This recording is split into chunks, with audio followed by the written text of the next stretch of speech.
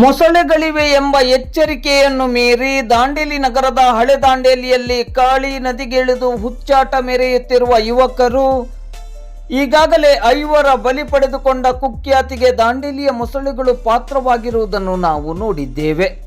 ಮತ್ತೆ ಮತ್ತೆ ಇಂತಹ ದುರ್ಘಟನೆಗಳು ನಡೆಯಬಾರದೆಂದು ಜನಜಾಗೃತಿಯನ್ನು ಮೂಡಿಸುವ ನಿಟ್ಟಿನಲ್ಲಿ ಅರಣ್ಯ ಇಲಾಖೆ ಹಳೆ ದಾಂಡೇಲಿ ಮತ್ತು ಕುಳಗಿ ಸೇತುವೆಯ ಹತ್ತಿರ ಧ್ವನಿವರ್ಧಕದ ಮೂಲಕ ಜಾಗೃತಿಯನ್ನು ಮೂಡಿಸುವ ಕಾರ್ಯವನ್ನು ನಿರಂತರವಾಗಿ ಮಾಡುತ್ತಿದೆ. ಆದರೂ ಅದರಲ್ಲಿಯೂ ಮುಖ್ಯವಾಗಿ ದಾಂಡೇಲಿಗೆ ಬರುವ ಪ್ರವಾಸಿಗರು ಯಾರ ಮಾತನ್ನು ಕೇಳದೆಯೂ ನದಿಗಿಳಿಯುತ್ತಿದ್ದಾರೆ.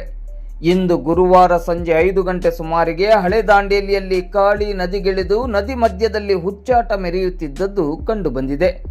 ಸ್ಥಳೀಯರು ನದಿಯಲ್ಲಿ ಮೊಸಳೆಗಳಿರುವ ಮಾಹಿತಿಯನ್ನು ನೀಡಿದರೂ ಅದಕ್ಕೆ ಕ್ಯಾರೆ ಎನ್ನದೆ ಪ್ರವಾಸಕ್ಕೆಂದು ಬಂದಿರುವ ಯುವಕರು ನದಿಗಿಳಿದಿದ್ದಾರೆ. ನದಿಯ ಮಧ್ಯಕ್ಕೆ ಹೋಗಿ ಹುಚ್ಚಾಟ ಮೆರೆಯುತ್ತಿರುವ ಯುವಕರ ಮೇಲೆ ಮೊಸಳೆಗಳು ದಾಳಿ ಮಾಡಿದಂತಹ ಸಂದರ್ಭದಲ್ಲಿ ಆಗಬಹುದಾದ ಅನಾಹುತಕ್ಕೆ ಹೊಣೆ ಯಾರು ಎಂಬ ಪ್ರಶ್ನೆ ಇದೀಗ ಸಾರ್ವಜನಿಕ ವಲಯದಲ್ಲಿ ಚರ್ಚೆಯಲ್ಲಿದೆ. ದಾಂಡೇಲಿ ಹಾಗೂ ದಾಂಡೇಲಿ ಸುತ್ತಮುತ್ತಲಿರುವ ಹೋಮ್ ಸ್ಟೇ ರೆಸಾರ್ಟ್ಗಳವರು ತಮ್ಮಲ್ಲಿಗೆ ಬರುವ ಪ್ರವಾಸಿಗರಿಗೆ ಈ ನಿಟ್ಟಿನಲ್ಲಿ ಕಠಿಣ ಎಚ್ಚರಿಕೆಯನ್ನು ನೀಡಬೇಕಾಗಿದೆ. ನದಿಗಿಳಿದು ಹುಚ್ಚಾಟ ಮೆರೆಯುವ ಇಂಥವರ ಮೇಲೆ ಪೊಲೀಸ್ ಇಲಾಖೆ ಹಾಗೂ ಅರಣ್ಯ ಇಲಾಖೆ ಸೂಕ್ತ ಕ್ರಮವನ್ನು ಕೈಗೊಳ್ಳಬೇಕಾಗಿದೆ.